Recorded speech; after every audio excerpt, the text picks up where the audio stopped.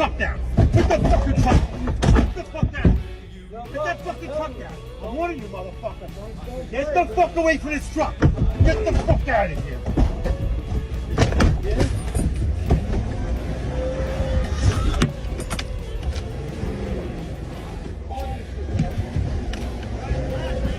Fuck him! Nobody's taking this truck from me.